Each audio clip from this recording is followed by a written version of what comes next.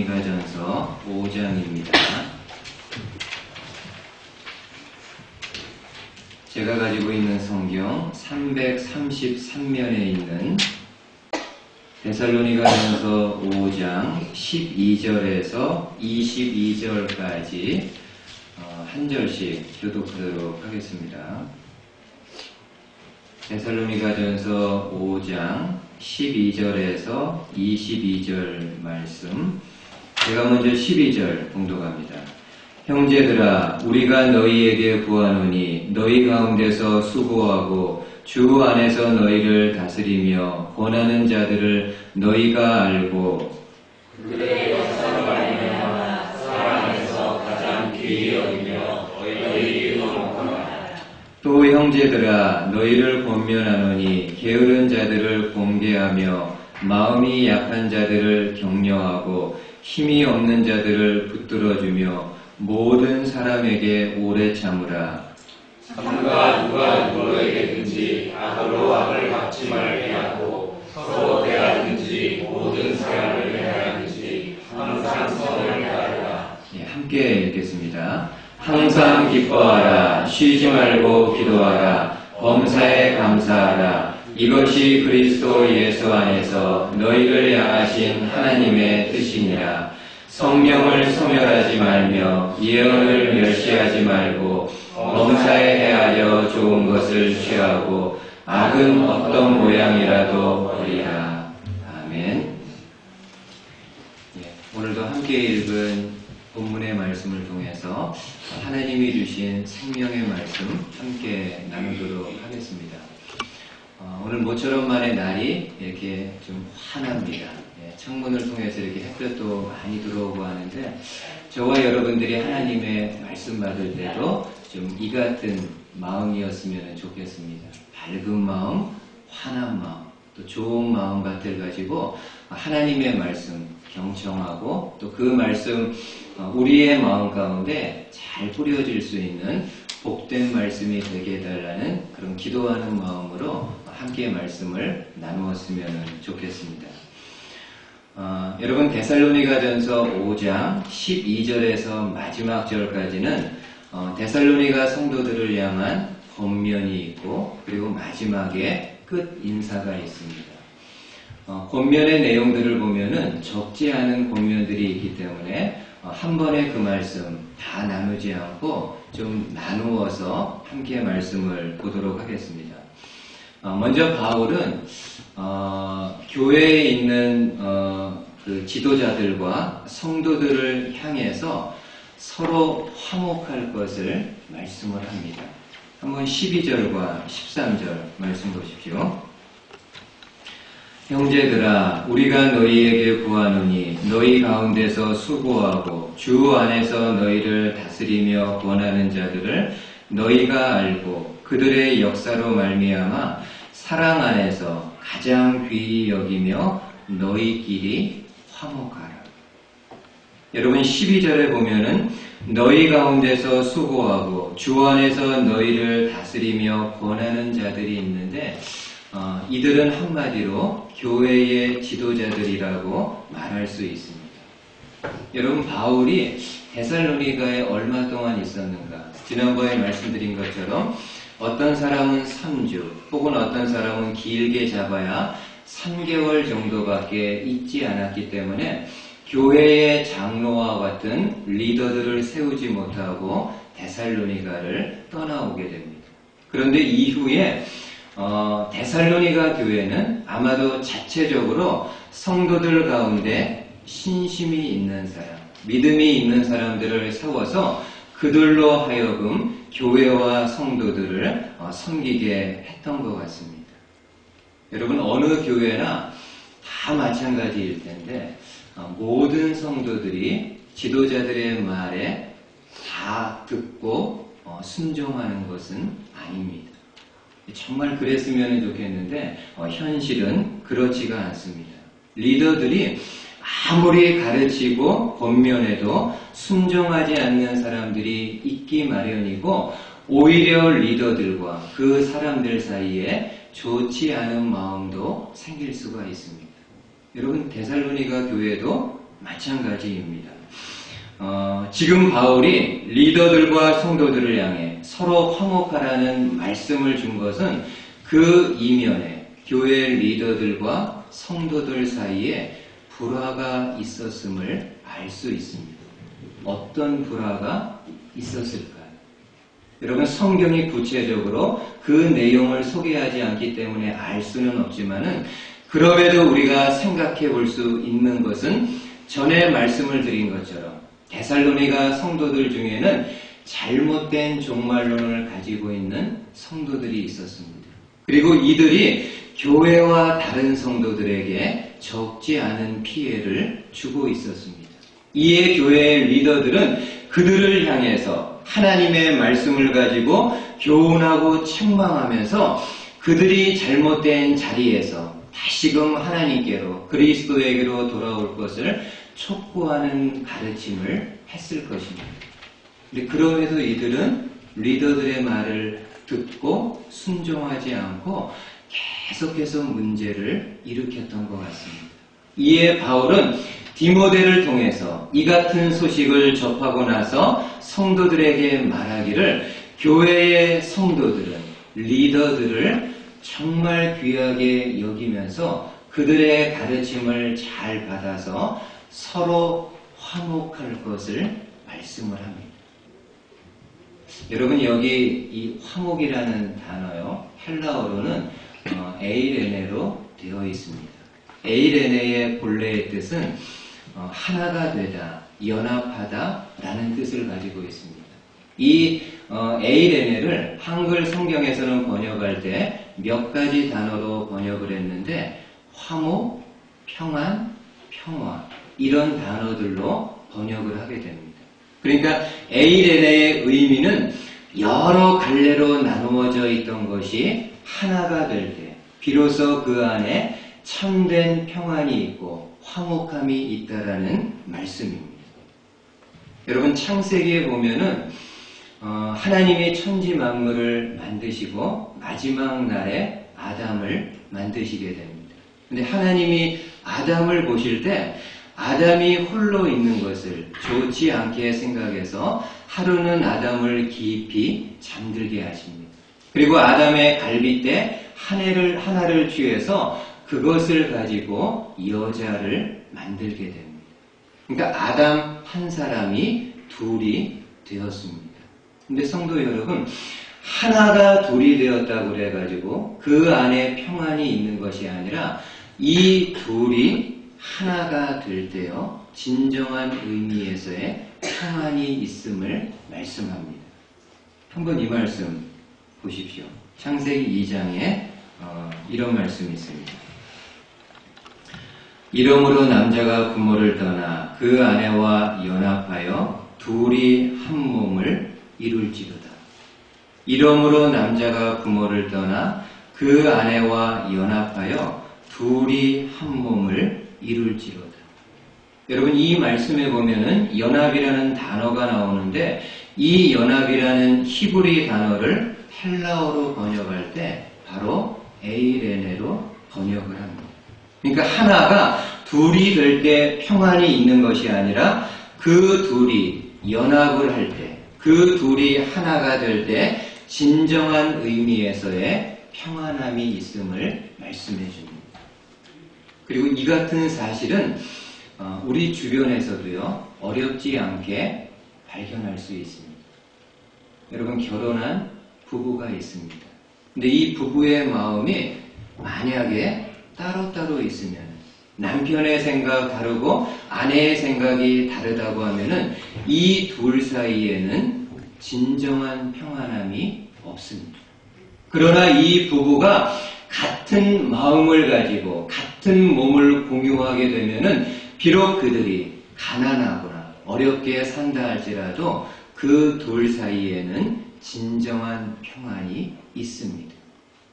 가정은 어떻습니까? 가정도 마찬가지입니다. 여러분, 가정에는 부모와 자녀들이 있는데 이 부모와 자녀들이 한 마음을 이루게 될 때 그 가정에 화목함이 있습니다. 학교도 마찬가지입니다. 선생님과 학생들이 있는데 그 선생님과 학생들이 같은 마음, 한 마음을 가질 수만 있다면은 그 교실 안에 진정한 평화가 있습니다.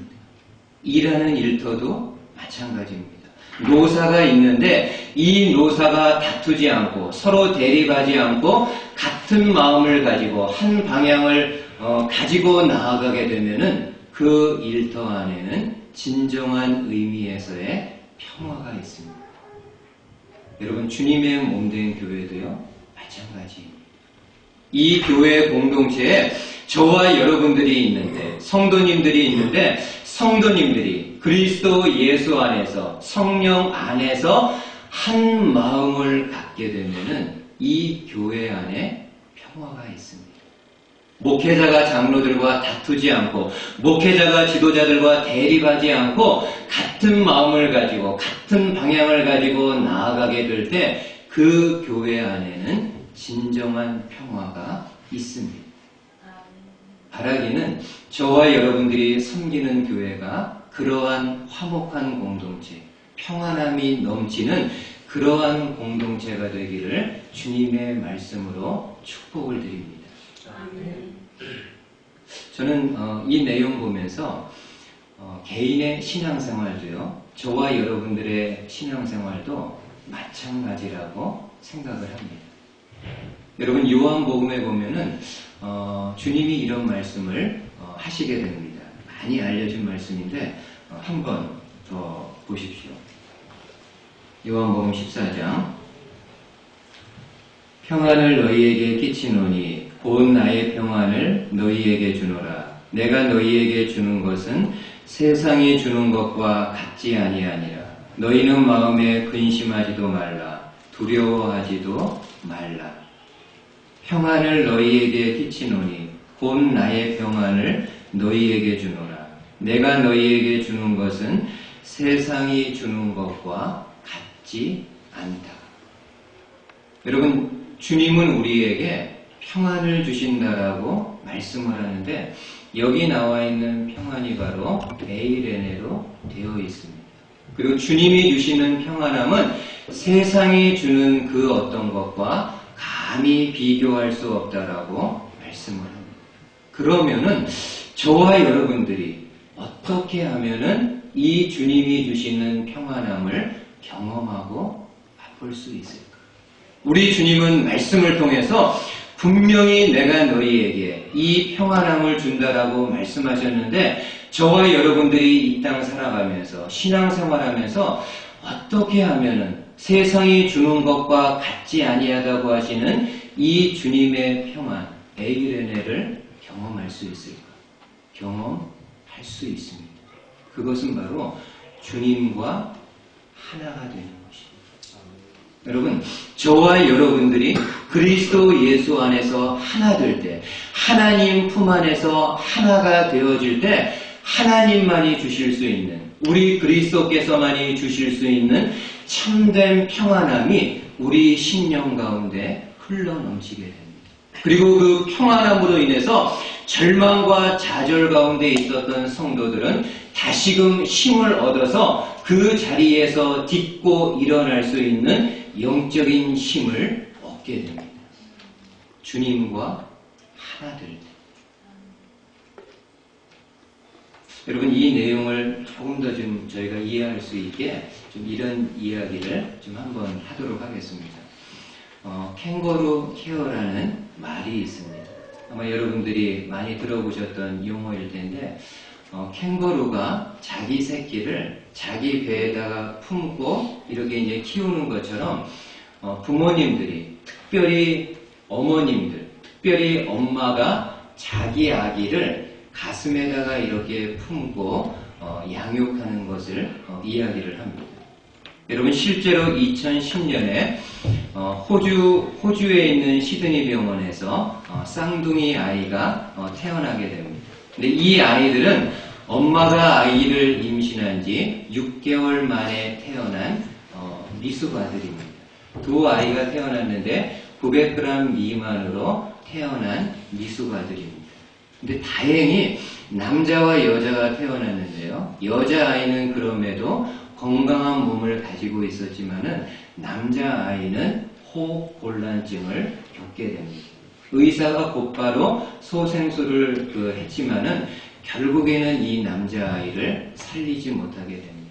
이 아이가 죽었을 때 의사가 엄마에게 이야기를 합니다. 그러자 이 엄마는 한 번만 그 아이를 좀 안아보게 해달라고 부탁을 합니다. 그래서 그 의사가 죽은 아이를 그 엄마 품에 안겨주게 됩니다. 이 산모가 죽은 아이를 본인의 이렇게 가슴에다가 안고요. 뭐 이제 이런저런 이야기를 하는 겁니다. 내가 너를 정말로 사랑했다. 6개월 동안 너를 품고 있으므로 진정으로 너를 사랑했다. 그리고 너를 만나고 싶었고 너를 만지고 싶었고 내 부모가 누구인지 알려주고 싶었다라는 이런 이야기들을 하게 됩니다. 그러니까 이렇게 겉으로 보면은요, 이 엄마와 아이가 한 몸, 한 마음이 되어서 이런저런 이야기를 약 2시간가량 나누게 됩니다. 근데 놀라운 기적이 일어납니다. 2시간 무렵이 지났을 때요, 이 죽었던 아이가 다시 움직이기 시작을 한 겁니다. 그래서 아예 그냥 학술적인 용어로요, 캥거루 케어라는 그런 말이 나오게 되었습니다. 죽은 아이라 할지라도 부모가 그 아이를 가슴에 품고 한 몸, 한 마음을 이루게 될 때 그런 기적의 역사, 생명의 역사가 일어날 수 있다는 그런 내용입니다. 여러분, 마찬가지로 성도인 저와 여러분들이 하나님의 품에 안겨서 하나님과 한 몸, 한 마음을 이루게 될 때 하나님만이 우리에게 주실 수 있는 참된 평안이 있고, 이 평안을 가지고 죽어가던 저와 여러분들의 심령도 다시금 일어날 수 있는 그런 능력이 있게 됩니다. 여러분, 실제로 시편의 기자는 이런 고백을 하고 있습니다. 한번 들어보십시오. 실로 내가 내 영혼으로 고요하고 평온하게 하기를 젖된 아이가 그의 어머니 품에 있음 같게 하였나니 내 영혼이 젖된 아이와 같도다. 여러분, 지금 시인은 젖된 아이가 어머니 품 안에서 고요하고 평안하게 있는 것처럼 본인 자신이 하나님 품에 안겨서 고요하고 평안함을 경험하고 맛보고 있다라고 말씀을 하고 있습니다. 바라기는 저와 여러분들이 그리스도 예수 안에서 하나님 안에서 한 몸, 한 마음을 이루어서 하나님만이 우리에게 주실 수 있는 그러한 평안함이 우리 심령 가운데 차고 넘칠 수 있는 저와 여러분들 되실 수 있기를 주님의 말씀으로 축복을 드리겠습니다. 아멘. 이 하나님과 하나 되는 부분에 대해서는 다음 주에요, 제가 조금 더 말씀을 나누도록 하겠습니다. 두 번째로 바울은 14절에서 이렇게 권면합니다. 한번 보십시오. 또 형제들아, 너희를 권면하노니 게으른 자들을 공개하며 마음이 약한 자들을 격려하고 힘이 없는 자들을 붙들어주며 모든 사람에게 오래 참으라. 먼저 바울은 게으른 자들을 권면하고 훈계할 것을 말씀합니다. 여러분, 여기 나오는 게으른 자들은 단순히 레이지한 게으른 사람들을 말하는 것이 아닙니다. 여기 나오는 게으른 사람들이라는 것은 지난번에 말씀을 나눈 것처럼 데살로니가 성도들 중에는 이제 곧 주님이 재림하실 것이라는 잘못된 종말론을 가지고 있는 성도들이 있습니다. 여러분, 이들은 이제 곧 주님이 재림하시면 세상이 멸망하는 날이기 때문에 우리가 지금 일하고 하는 거 아무런 의미가 없다고 생각하면서 본인들이 하던 일들을요 다 그만두고 그냥 교회에 와서 신앙생활만 하게 됩니다. 그러다 보니까는 어떤 문제가 생기는가 하면은 다른 건강하게 신앙생활하는 성도들이 이들의 생활까지도 감당하고 부담해야 되기 때문에 교회적으로 또 성도들이 많은 어려움을 겪게 됩니다. 이에 바울은 권면하기를 교회가 잘못된 신앙을 가지고 일하지 않는 성도들에 대해서 그리스도의 말씀을 가지고 바르게 가르치고 바르게 훈계해야 된다라고 말씀을 하고 있습니다. 오늘날에도요, 마찬가지입니다. 저에게 주어진 의무이고 사명이기도 하는데 성도님들 가운데 바르게 신앙생활하지 못하고 하나님의 말씀에서 벗어나 신앙생활하는 부분이 있다고 한다면은 제가 여러분들에게 말씀을 드려야 될 책무가 있습니다. 그리고 바라기는 제가 혹시 여러분들에게 그러한 부분에 대해서 말씀을 드리게 될 때 여러분들이 굽어진 마음을 가지고 그 내용 받는 것이 아니라 열린 마음을 가지고 그 교훈의 말씀 바르게 받으실 수 있는, 또 바르게 전할 수 있는 저와 여러분들 되셨으면 좋겠습니다. 아멘. 그리고 두 번째로 바울은 마음이 약한 자들을 격려하라고 말씀합니다. 여러분, 성도들 중에는요, 마음이 약한 분들 있을 수 있습니다.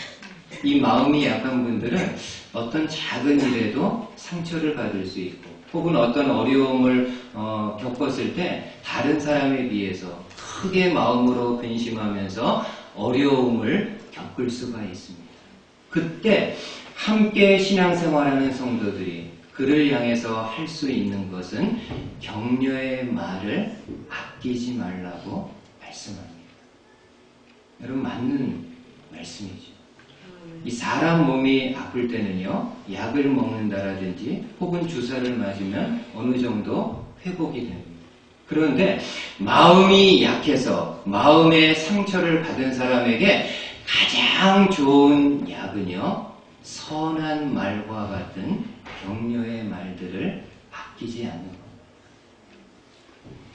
한마디의 선한 말, 한마디의 격려의 말을 듣게 되면은 이 마음에 상처받아서 실망과 좌절 가운데 있던 사람이 다시금 일어날 수 있는, 다시금 힘을 얻을 수 있는 그런 용기를 얻게 됩니다.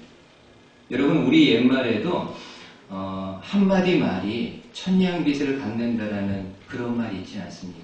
마찬가지로 내 주변에 힘들어하는, 마음이 약해서 어떤 상처로 인해서 힘들어하는 성도가 있다고 한다면은 우리가 마음을 담아서 진심으로 격려의 말을 해주게 될 때 그 한마디의 말이 힘들어하는 성도의 자리를 일으켜 세울 수 있습니다. 좀 좋지 않은 표현이기는 하지만은 가끔 이런 말을 좀 씁니다. 염장을 지른다, 혹은 염장을 뿌린다, 그런 표현인데요.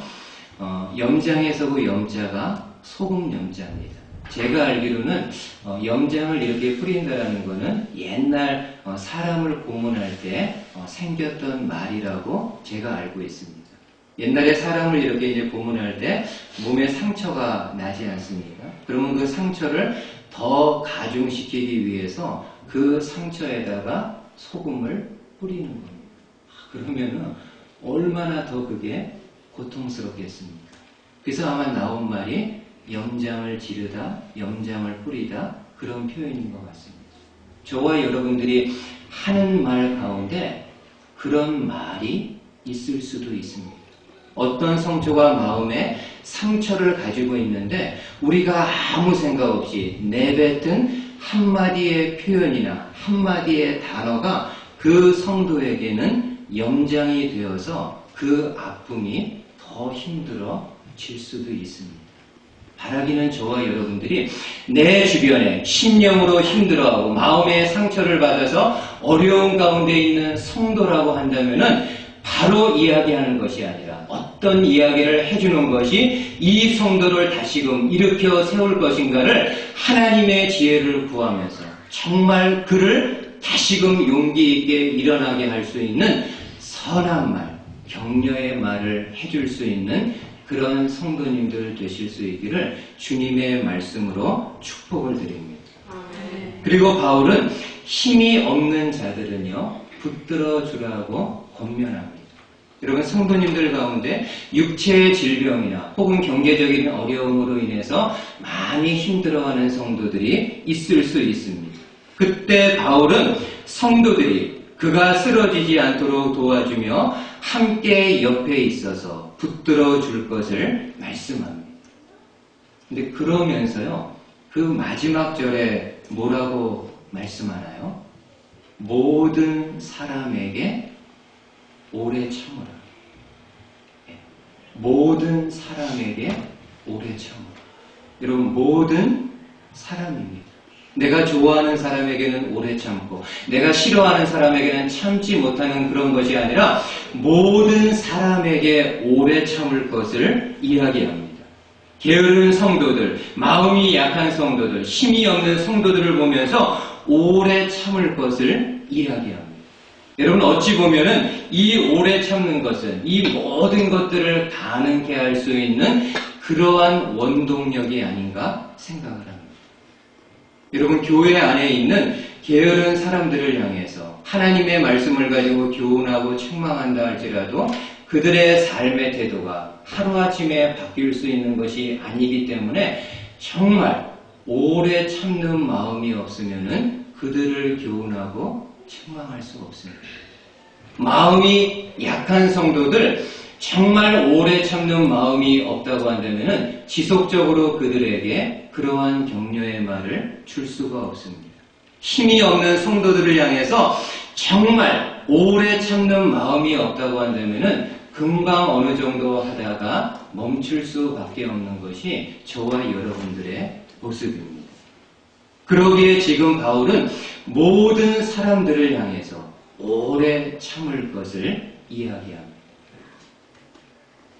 여러분, 오래 참는 거요, 이거를 좀 다르게 표현하면은 한마디로 사랑이라고 말할 수 있습니다. 여러분, 고린도전서 13장은 흔히 사람들이 이야기하기를 사랑장이라고 이야기합니다. 바울은 고린도전서 13장에서 사랑에 대해서 사랑은 하면서 여러 갈래로 이렇게 말씀을 하고 있는데 혹시 좀 기억하시나요? 사랑은 하면서 제일 처음에 나오는 것이 어떤 것이죠? 예, 사랑은 오래 참. 여러분, 사랑의 가장 큰 특징은 오래 참는 것이라고 말씀하고 있습니다. 그리고 실제로 사랑하면 상대방을 향해서 오래 참을 수 있습니다. 그가 당장 내 마음 알아주지 못한다 할지라도, 그가 당장 내 말에 귀를 기울여 주지 않는다 할지라도 사랑하면 오래 참으면서 한결같은 마음으로 그를 대할 수 있습니다.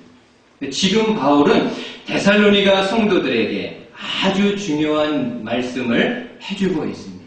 교회 안에서 게으른 사람들을 공개하고 마음이 약한 자들을 격려하고 힘이 없는 자들을 붙들어 줄 때 그 마음 중심에 오래 참는 사랑의 마음이 있어야 됨을 말씀합니다. 만약 사랑 없는 마음이 게으른 자들이나 마음이 약한 자들을 대하게 되면 자칫 내 마음속에 그를 정죄하거나 그를 비판하는 마음이 생길 수도 있기 때문입니다. 여러분, 그렇지 않습니까? 이 마음속에 누군가를 사랑하는 마음이 없이 그냥 이렇게 교훈하거나 책망하게 될 때는 받는 사람은요, 잘못하면 그것을 감정적으로 받게 됩니다. 그러나 저와 여러분들이 중심으로 사랑하는 마음을 가지고 하나님의 말씀을 가지고 그들을 권면하거나 책망하게 될 때는 그들이 정말 감사함으로 그 말씀을 받게 됩니다. 그러니까 이 마음에 오래 참는 사랑이 있느냐 없느냐가 참 중요한 그런 부분입니다. 한 번은 프란시스가 자신의 제자들과 함께 금식 기간을 정하고 함께 오랫동안 금식을 하게 됩니다. 근데 아마 제자들 중에는요, 좀 심력이 약해가지고 그 금식을 잘 감당하지 못했던 사람이 있었던 것 같습니다. 금식 기간이 거의 끝나갈 무렵인데 이 제자가 본인의 식욕을 억제하지 못하고 그만 죽을 몰래 먹게 됩니다. 본인은 몰래 먹는다고 했지만은 다른 제자들이 그 사실을 알게 되었습니다. 그러자 그 모든 제자들이 죽 먹은 제자를 향해서 온갖 비난과 정죄하는 말을 하게 됩니다. 아니 이제 금식이 얼마 안 있으면 끝날 텐데 그거 하나 참지 못하고 이 모든 금식을 이렇게 망칠 수가 있느냐고 하면서 죽 먹은 제자를 향해서 온갖 비난을 해대게 됩니다. 그럴 때 프란시스가요, 제자들의 그러한 모습을 보면서 다른 제자들에게 이야기합니다. 얘들아, 죽을 가지고 와서 함께 우리가 먹자. 그러자 제자들이 더 당황해합니다. 아니 선생님, 아직 금식 끝나지 않았고 이제 얼마 안 있으면 금식이 끝나는데 어떻게 우리가 이 음식을 먹을 수 있습니까? 하면서 그 프란시스를 향해서도 원망 어린 그런 이야기를 하게 됩니다. 그때 프란시스가요, 모든 제자들에게 이렇게 말했다고 합니다. 얘들아, 죽 먹은 사람을 비난하고 정죄하다가 너희 안에 있던 은혜도 다 없어질 수 있다. 은혜와 사랑을 잃어버리는 것보다 이제 함께 먹고 다 하나가 되는 것이 더 유익하다. 죽 먹은 사람을 비난하고 정죄하다가 너희 안에 있던 은혜도 다 없어질 수 있다. 은혜와 사랑을 잃어버리는 것보다 이제 함께 죽을 먹고 다 하나가 되는 것이 더 유익하다. 여러분, 사랑 없이 다른 사람을 권면하고 훈계하는 것은 자칫 권면과 훈계로 포장한 비난과 정죄가 될 수 있고, 또 사랑 없이 다른 사람을 격려하고 붙들어주는 것은 자칫하면은 내 자랑, 내 의가 될 수 있습니다. 그렇지 않은가요? 저와 여러분들이 생활하면서 이런 경험을 많이 할 때가 있습니다. 중심에 누군가를 향해서 사랑하는 마음 없이, 오래 참는 마음 없이 어떤 잘못을 지적하게 된다는 것은 그 지적하는 것을 통해서 나의 의로움을 나타내어지는 것일 수 있고 내 어떤 자랑을 드러낼 수도 있는 그런 부분입니다. 그러기에 바울은 데살로니가 성도들을 향해서 모두를 향해서 서로 오래 참을 것을 말씀을 합니다. 성도 여러분, 오래 참아주시면은요, 화목합니다.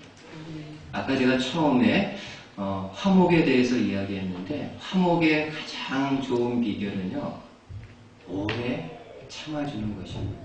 주님의 몸된 교회가 화목할 수 있는 것, 성도 여러분들 서로서로가 오랫동안 참아주는 겁니다. 왜 저 사람은 저럴까? 왜 저 사람은 예배 안 나올까? 왜 저 사람은 섬기지 않을까? 이런 마음이 아니라 그가 그 자리에 이를 때까지 오래 참아주면서 말씀으로 교훈하는 겁니다. 여러분, 가정이 어떻게 화목해질 수 있나요? 여러분 잘 아시잖아요. 서로가 서로를 향해서 오래 참을 때 화목합니다. 부모가 자녀를 향해서, 부모가 아내, 아내가 남편을 향해서 마음에 안 드는 부분 많이 있지만 그럼에도 오래 참을 때 그 가정에 화목함이 있습니다. 바라기는 저와 여러분들, 그리고 여러분들이 서로와 서로를 향해 오래 참음으로 주님이 주시는 평안, 주님이 주시는 화목함을 함께 이루어갈 수 있는 저와 여러분들 되실 수 있기를 주님의 말씀으로 축복을 드리겠습니다. 아멘.